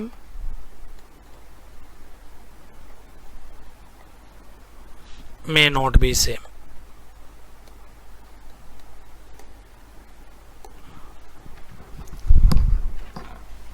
याद कर लेना ये।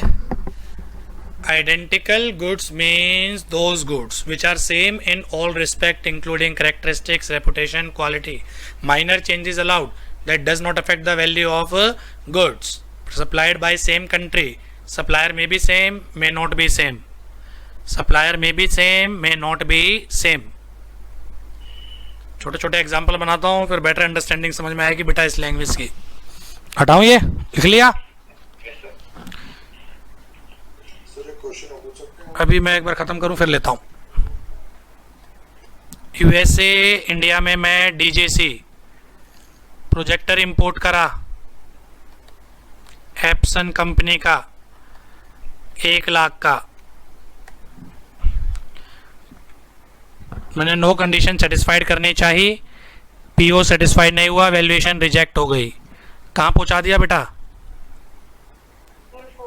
ढूंढो क्या ऐसा प्रोजेक्टर इंपोर्ट हुआ है, ऐसा सेम प्रोजेक्टर एप्सन कंपनी का संगीत केडिया क्लासेस, कोई भी क्लासेस का नाम ले लो बेटा, संगीत केडिया क्लासेस ने इंपोर्ट करा है 1.25 का, पर सप्लायर कंट्री यूएसए नहीं है, यूके है। क्या रूल 4 लग सकता है? सेम प्रोजेक्टर है बेटा एप्सन का, एसकेसी ने परचेज करा, संगीत केडिया क्लासेस ने बेटा 1,25,000 का। क्या ये आइडेंटिकल गुड्स हैं? सीधा ये बताओ। यस सर, आइडेंटिकल है बट नहीं, आइडेंटिकल है सर, लेकिन कंट्री अलग अलग है तो रूल आइडेंटिकल ही नहीं है नालायक, डेफिनेशन ही सेटिस्फाइड नहीं हो रही। आइडेंटिकल में लिखा है produced in same country, same country से बेटा आनी चाहिए, आपकी सेम कंट्री नहीं है साहब, रूल 4 नहीं लग सकता। कहाँ चले जाएंगे? रूल 5 to 9 कहाँ चले जाएंगे बेटा? Rule 5 to rule 9। ठीक, ये तो हो गया बेटा आपका एग्जाम्पल 1। दे देते हैं example 2। China India DJC projector import करा 1 लाख का गुंजाओ से, जगह का नाम है Guangzhou, is the name of place in China. वहां से मैंने क्या करा बेटा, ये प्रोजेक्टर इंपोर्ट करा 1 लाख का, नो कंडीशन सेटिस्फाइड करनी चाहिए, कंडीशन सेटिस्फाइड नहीं हो पाई, मेरी ट्रांजैक्शन वैल्यू क्या हो गई बच्चे? रिजेक्ट हो गई। ये चीजें बार बार इसलिए बोल रहा हूं कि आपके याद रहे। ढूंढो क्या ये सेम प्रोजेक्टर बेटा इंडिया में आया है, exact same projector Praveen Sharma classes ने इंपोर्ट करा 1,25,000 का चाइना से, बट गुंजाओ से नहीं बेटा, वो आया है खचाऊ से।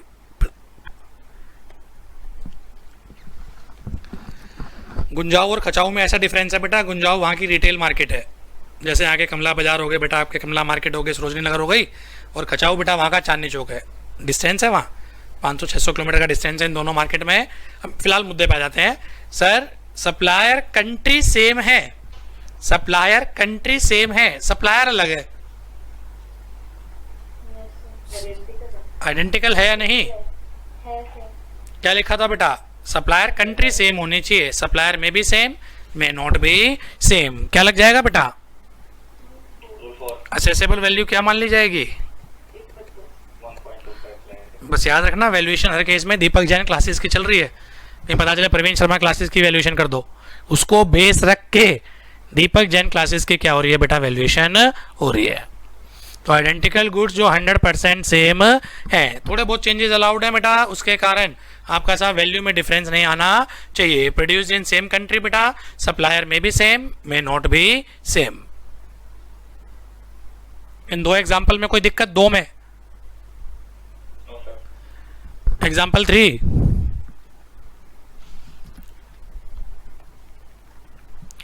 यूएसए से प्रोजेक्टर इंपोर्ट करा दीपक जैन क्लासेस ने 1 लाख का, नो कंडीशन सेटिस्फाइड करनी चाहिए, नहीं हो पाई, ट्रांजैक्शन वैल्यू रिजेक्ट हो गई, वैल्यूएशन कहाँ पहुंचा दी?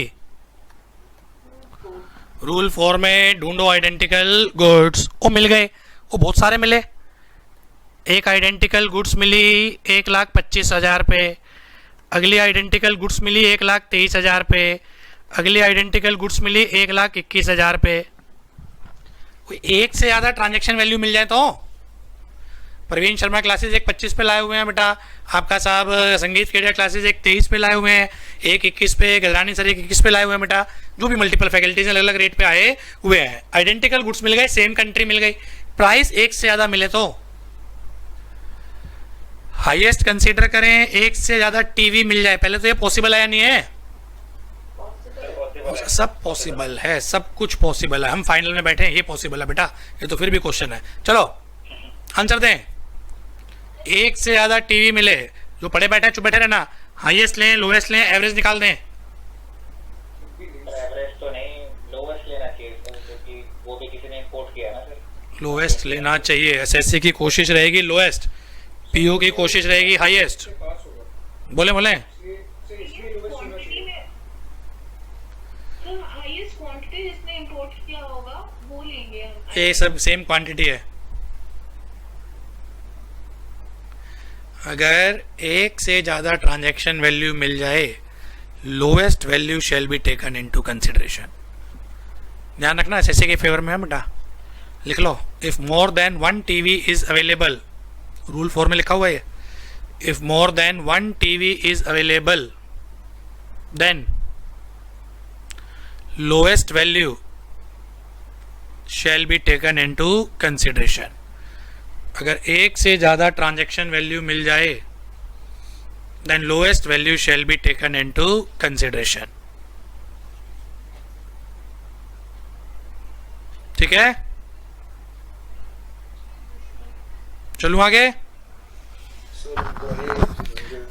इन तीनों के रिगार्डिंग पूछना जो क्वेरी हो, इसके अलावा नहीं। नहीं देखिए, कोई वैल्यू मेरे को मिल गई 1 लाख से नीचे 90,000 इसको उसमें तो फिर मैं अगर प्रॉपर ऑफिसर हूँ, वैल्यू की रिजेक्ट करूंगा मैं, इसका 1 लाख एक्सेप्ट कर लूंगा और जिसका 90 है उसका केस स्क्रूटनी में लगा दूंगा। समझ रहे हो मैं क्या कह रहा हूँ? मैं आपको समझ गया सर। 1% वही लेटर से मैंने 1 लाख डिक्लेयर करी, प्रॉपर ऑफिसर ये एक तो ये पता ना 4 से 9 पीओ लगा रहा है, मुझे ये बता देना चाहिए था पहले ही। 4 से 9 जो लगा रहा है वो प्रॉपर ऑफिसर लगा रहा है। प्रॉपर ऑफिसर ने देखा आइडेंटिकल गुड्स 90 में आई हुई है, तो इसका मतलब मैं जेन्युइन हूँ, मेरे तो रूल 12 में वैल्यू एक्सेप्ट कर देगा। और अगर मैं पीओ हूँ, 90 वाले का केस रीओपन कर दो, रीअसेसमेंट करो नलायक का, ऑडिट में लगा दो मैटर। सॉरी बट ये तो पॉसिबल है, कोई पर्सन रिटेलर से ले रहा हो, होलसेलर से ले रहा हो, कोई किसी का फैक्ट्री पूछ हो मैं प्रॉपर ऑफिसर हूँ, केस स्क्रूटनी में लगाऊंगा, आके प्रूव कर भाई क्यों वेरिएशन आ रही है। सेटिस्फाइड हो गया असेसमेंट में, proper opportunity of being heard है, सेटिस्फाइड हो गया इट्स ओके, सेटिस्फाइड नहीं हुआ वो ऑर्डर पास करेगा, ऑर्डर से आप सेटिस्फाइड है आप मान जाओ, आप सेटिस्फाइड नहीं है चलो अपील में, पहली कमिश्नर अपील, दूसरी सेस्टेट, तीसरा हाई कोर्ट, चौथी सुप्रीम कोर्ट। और हम तो चाहते हैं लिटिगेशन हो, जितनी लिटिगेशन हो बेटा अपनी दुकानदारी चलेगी। क्लाइंट ना भी माने लिटिगेशन को, हम उसको लिटिगेशन में झोंक दें जाएंगे, नहीं नहीं नहीं आप ठीक बोल रहे हैं, लिटिगेशन में चलो, लिटिगेशन में चलो, जितना लिटिगेशन में जाएगा उतना काम आएगा ना बेटा। चलूं आगे, चलूं आगे, चलो चलो चलो नेक्स्ट टाइम।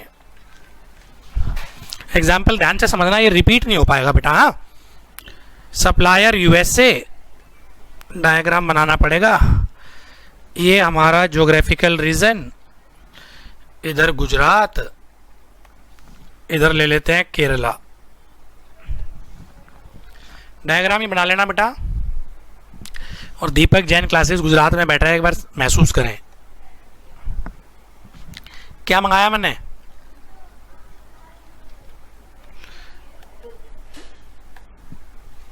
प्रोजेक्टर ही मंगाएंगे हमने, और क्या मंगाना है बेटा। कितने का मंगाया था? रट मत लेना है कि एक ही होता होगा, और एक होता होगा तो फिर हम ऐसे काट भी देते होंगे। 1 लाख का प्रोजेक्टर मंगाया, 9 कंडीशन सेटिस्फाइड करनी चाहिए, नहीं हो पाई, नालायकों ने टीवी रिजेक्ट कर दी। ढूंढो क्या सेम आर्टिकल इंडिया में है? हाँ जी सेम आर्टिकल इंडिया में है, यूएसए का ही है। मैं कह रहा हूं सप्लायर भी सेम है पर पोर्ट अलग है।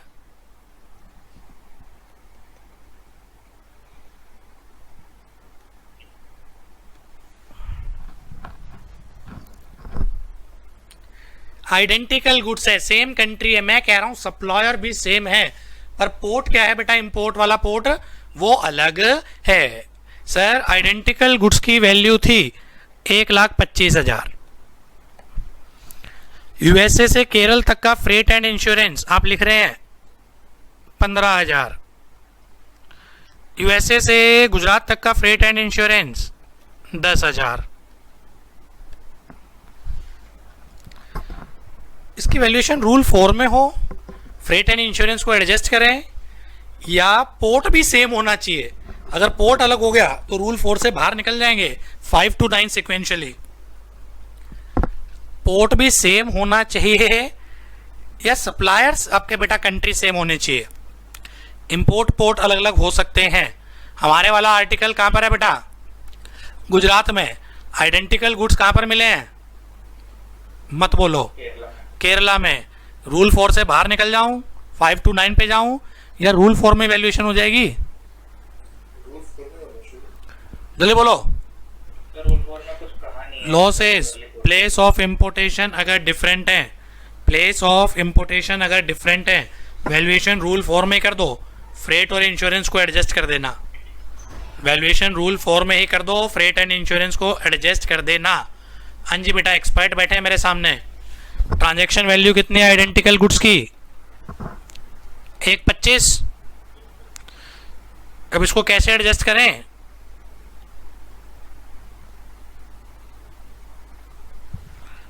प्लीज ध्यान देना। 1.25 से स्टार्ट होंगे आइडेंटिकल गुड्स से। ट्रांजैक्शन वैल्यू का मतलब इसमें फ्रेट एंड इंश्योरेंस अलग है, जुड़ा हुआ है, मतलब सॉरी अलग का मतलब जुड़ा हुआ है। इसमें से अगर मैं ये फ्रेट एंड इंश्योरेंस माइनस कर दूं, कौन से वाला? यूएसए से केरल वाला, तो बता सकते हो हम कहां पहुंच गए? हम केरल पोर्ट से स्टार्ट हुए, 1.25 वैल्यू थी, 15 माइनस कर दी हमने फ्रेट एंड इंश्योरेंस बेटा। कहां पहुंच गए हम? एफओबी का मतलब यूएसए पोर्ट पहुंच गए, यूएसए पे पहुंच गए। पर आना अपने को गुजरात पे है। क्या करूं?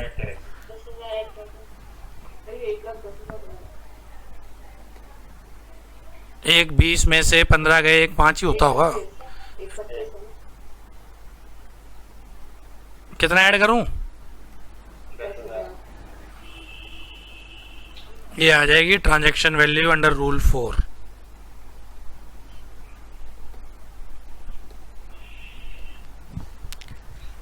तो अगर प्लेस ऑफ इंपोर्टेशन अलग हो जाता है तो कोई दिक्कत नहीं, रूल 4 ही लग जाएगा।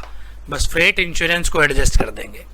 रूल 10 की क्या कर देंगे बेटा? हम एडजस्टमेंट कर देंगे। और एडजस्टमेंट भी कैसे होनी? बड़ी सिंपल सी है बेटा। ट्रांजैक्शन वैल्यू 1.25 है, केरला की ट्रांजैक्शन वैल्यू है, इसके अंदर फ्रेट एंड इंश्योरेंस होगा, उसको बाहर कर दो। जैसे ही हमने ये 15,000 बाहर करे अपने डायग्राम में, ये कहां से कहां तक के हैं बेटा? केरला टू यूएसए वाले माइनस कर दिए, और कौन से ऐड कर दिए?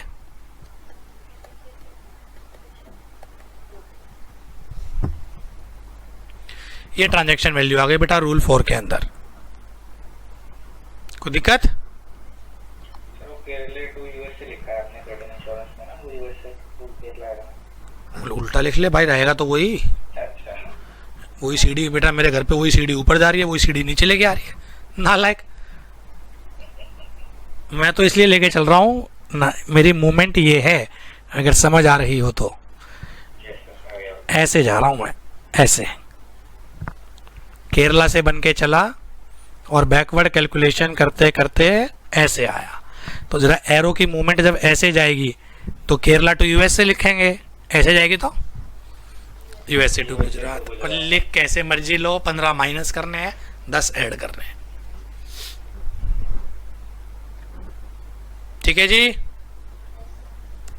कोई इशू? चले आगे। 3 केसेस में वैल्यूएशन रूल 4 से बाहर आ जाएगी। 3 केसेस में वैल्यूएशन रूल 4 से बेटा बाहर आ जाएगी। Rule 4 shall not apply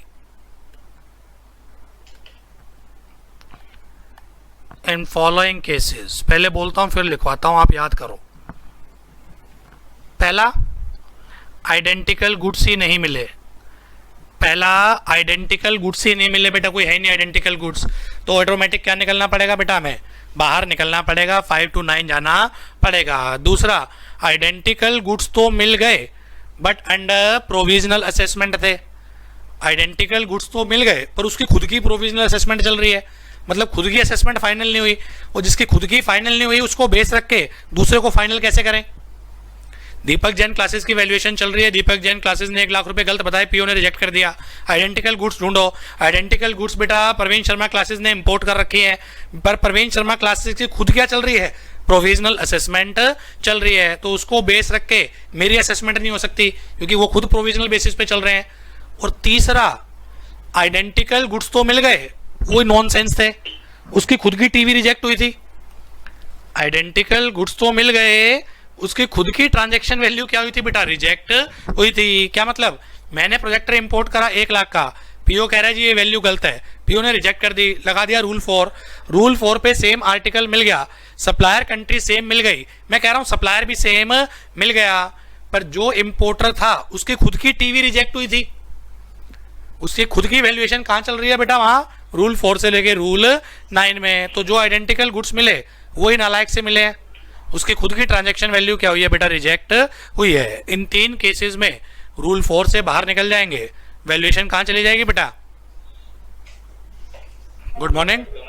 rule 5 to rule 9 sequentially. तो लिखते रहो, in the following 3 cases rule 4 shall not apply. Number 1,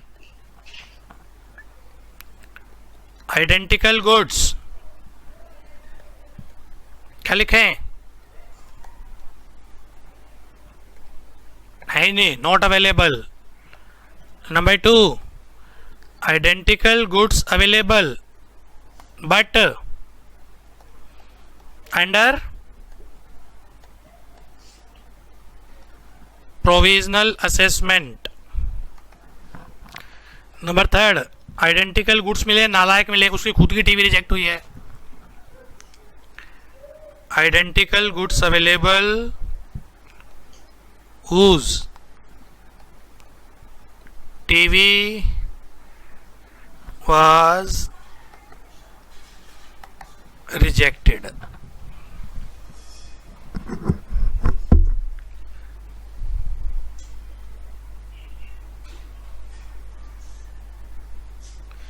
in 3 cases में बेटा रूल 4 से बाहर निकल जाएंगे, वैल्यूएशन चली जाएगी बेटा 4 to 9 सिक्वेंशियली।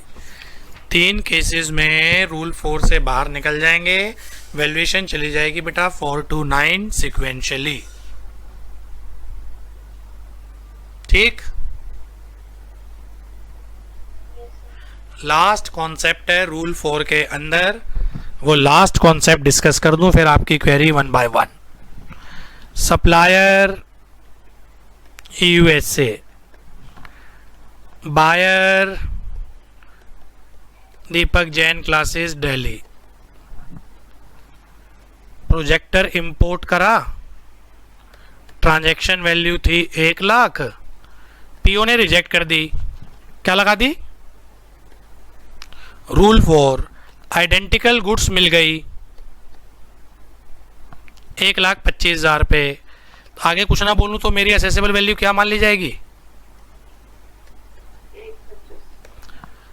बायर ने पीओ को बोला ठीक है आपने वैल्यू रिजेक्ट कर दी, बहुत बढ़िया, ठीक है आपने रूल 4 लगा दिया, और भी ज्यादा बढ़िया। आइडेंटिकल गुड्स की वैल्यू मिल गई 1,25,000। बायर कह रहा है मुझे जरा डिटेल देना कि ये बायर कौन है। बायर पीओ को कह रहा है कि ऐसा कौन बायर है जो 1,25 में लाया है। बायर को लग रहा है वो जेन्युइन है, उसको 1 लाख में मिला है। बायर फर्दर इंक्वायरी इन्वेस्टिगेशन करना चाह रहा है, ये पीओ झूठ तो नहीं बोल रहा, ये बोगस डाटा तो नहीं है कि आइडेंटिकल गुड्स 1,25 पे आई है। बायर कह रहा है जी मुझे डाटा दो, बायर पीओ को कह रहा है प्रूफ कर कि आइडेंटिकल गुड्स 1,25 पे आई है, शो कर मुझे कि किसने ये इंपोर्ट करा है, मैं पता तो लगाऊं कि क्यों उसने 1,25 का लाया है। 1,25 ले लेना मना नहीं है, मैं मना नहीं कर रहा 1,25 को बिल्कुल भी, पर मुझे बता तो दो कि कौन लेके आया है, इंपोर्टर का डाटा दो, मैं उससे जाके बात करूंगा कि किस बेसिस पे आप ये 1,25 का लेके आए हैं। मेरी जेन्युइन वैल्यू है, मुझे कितने का मिला है? 1 लाख का मिला है। पीओ कह रहा है सेक्शन में ऐसा कुछ नहीं लिखा, opportunity of being head. Section तो ये बोलती है transaction value of identical goods देखो, सेक्शन तो ये बोलती है अगर वैल्यूएशन रिजेक्ट हो गई transaction value of identical goods देखें। सेक्शन में ये कहीं नहीं लिखा कि अपॉर्चुनिटी ऑफ बीइंग हेड देनी है, ग्राउंड्स बताने पड़ेंगे कि बेटा क्या है आइडेंटिकल गुड्स 1,25 क्यों ये कंसीडर करिए है। असेसी कह रहा है मुझे ग्राउंड्स बताओ, पीओ कह रहा है कुछ नहीं बताऊंगा, अपॉर्चुनिटी ऑफ बीइंग हेड नहीं देंगे। मैटर सुप्रीम कोर्ट तक पहुंचा, गीरा enterprise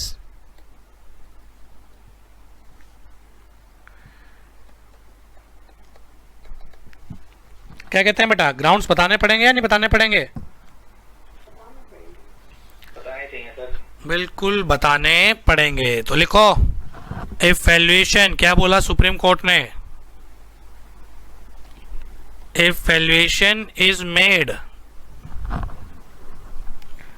on the basis of identical goods,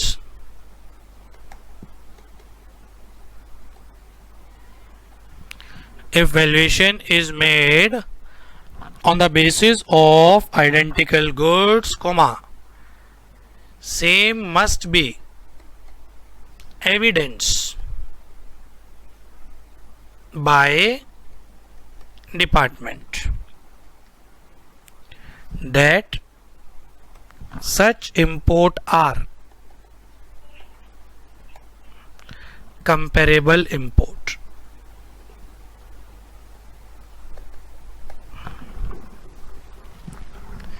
And assessee must be given reasonable opportunity of being heard.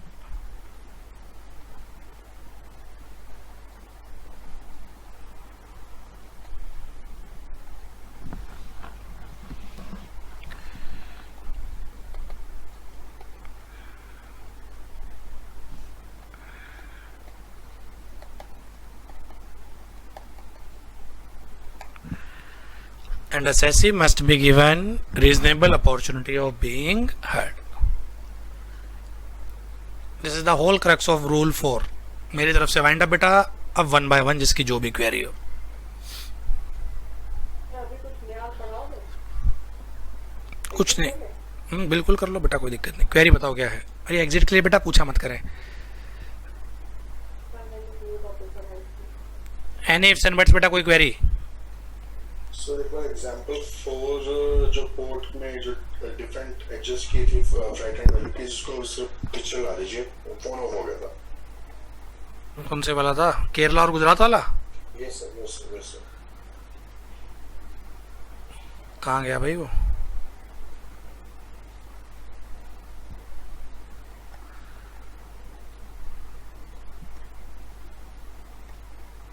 ये रहा ना, स्क्रीनशॉट ले लो। मैं 1 मिनट में क्वेरी लेता हूं। एक बार रूल 5 पे आ जाओ। रूल 5 बोलता है assessable value is equal to transaction value of similar goods. बस खत्म। और नीचे लिख दो बड़ा बड़ा, रिमेनिंग प्रोविजन ऑफ रूल 4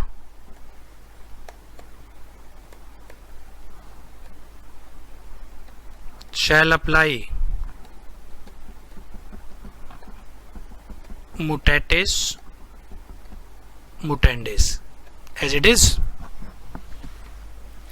क्या मतलब, सिमिलर गुड्स कंसीडर करनी है, सप्लायर कंट्री क्या होनी चाहिए बेटा, सेम होनी चाहिए। सप्लायर में भी same, may not be same, supplier में भी same, may not be same. अगर बेटा सेम पोर्ट पे मिल जाए इट्स ओके। सिमिलर गुड्स अगर डिफरेंट पोर्ट पे मिले, फ्रेट एंड इंश्योरेंस को क्या कर लेंगे बेटा, हम एडजस्ट कर लेंगे। फ्रेट एंड इंश्योरेंस को बेटा प्रॉपरली हम क्या कर लेंगे साहब, एडजस्ट कर लेंगे। 3 केसेस में रूल 5 से बाहर निकल जाएंगे। अगर सिमिलर गुड्स ही नहीं मिली अंडर प्रोविजनल असेसमेंट थी, या मिली उसकी खुद की टीवी रिजेक्ट हुई, वो सारे केस एज इट इज क्या होंगे बेटा, अप्लाई होंगे। दोबारा मैं लिख ही नहीं रहा बेटा।